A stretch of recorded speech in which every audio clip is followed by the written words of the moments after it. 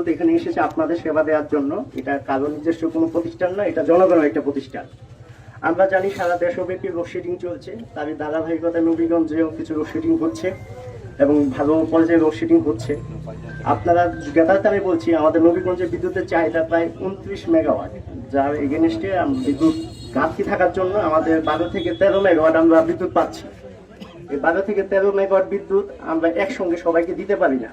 সেই ক্ষেত্রে করতে হয় কি, ভেঙে ভেঙে এক ফিডার বন্ধ করে অন্য একজনকে দিতে হয়। এভাবে আমরা এই ক্রাইসিস যে জাতীয় যে সমস্যা, সেটা আমরা মোকাবেলা করার চেষ্টা করেছি। আমাদের এই ক্রাইসিসের বিষয়টা যে আমাদের লোডশেডিং হচ্ছে, জনগণের কষ্ট হচ্ছে, বিশেষ করে শিশু, বৃদ্ধ, ছাত্র, ব্যবসায়ী এবং যারা বিভিন্ন পর্যায়ে আছেন সবাই কষ্ট করছে। এটা আমরা ঊর্ধ্বতনকে প্রতিনিয়ত জানাচ্ছি এবং আমাদের সরকার ঊর্ধ্বতন যারা আছেন যেটা উনি কাজ করতেছেন এবং আমাদেরকে আশ্বস্ত করছেন যে খুব দ্রুতই এই সমস্যার সমাধান হবে। এখন আপনারা উত্তেজিত হচ্ছেন, উত্তেজিত হওয়ার যুক্তিকতা আছে, যেহেতু কষ্ট হচ্ছে এটা আমরাও বুঝতে পারছি। এই জন্য পল্লী বিদ্যুৎ আন্তরিকভাবে দুঃখ প্রকাশ করছে এবং এর বাইরে আসলে আমাদের হাতে নাই। কারণ আপনারা যদি জেনে থাকেন যে বিদ্যুৎ খাত 3টি ভাগে বিভক্ত: উৎপাদন, সঞ্চালন, বিতরণ। উৎপাদন করে একটা সংস্থা, সঞ্চালন করে একটি সংস্থা এবং বিতরণ করে যে আমরা মাঠ পর্যায়ে যারা আছি পল্লী বিদ্যুৎ। এখানে কোন উপজেলা কোন জেলায় কতটুকু বিদ্যুৎ লাগবে আমরা শুধু আমাদের চাহিদাটা জানাই যে এখানে এত মেগাওয়াট বিদ্যুৎ দরকার, কিন্তু সেই চাহিদার অপোজিটে আমাদের জাতীয় গ্রিড থেকে বরাদ্দ দেওয়া হয়। যেহেতু সারা দেশব্যাপী চাহিদা অনুযায়ী বিদ্যুৎ উৎপাদন হচ্ছে না, সেহেতু সব জায়গায় ঘাটতি আছে, সেই ঘাটতি আমাদেরকে দেওয়া হচ্ছে। এই ঘাটতির প্রেক্ষিতেই আমরা আপনাদের বিদ্যুৎটা দিচ্ছি।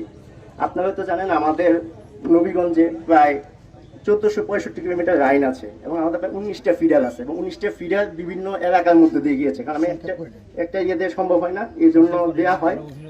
সেহেতু যে লোডশেডিং হচ্ছে এটা আমাদের ঊর্ধ্বতন অলরেডি জানে। আমরা আশা করতেছি খুব দ্রুতই এই সমস্যা উত্তোলন হবে।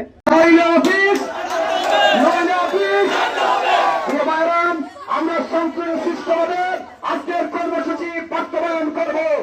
আমাদের দাবি যতক্ষণ পর্যন্ত না মানা হবে আমরা এই পয়েন্ট ছাড়ব না। আমাদের দাবি নইলে অফিস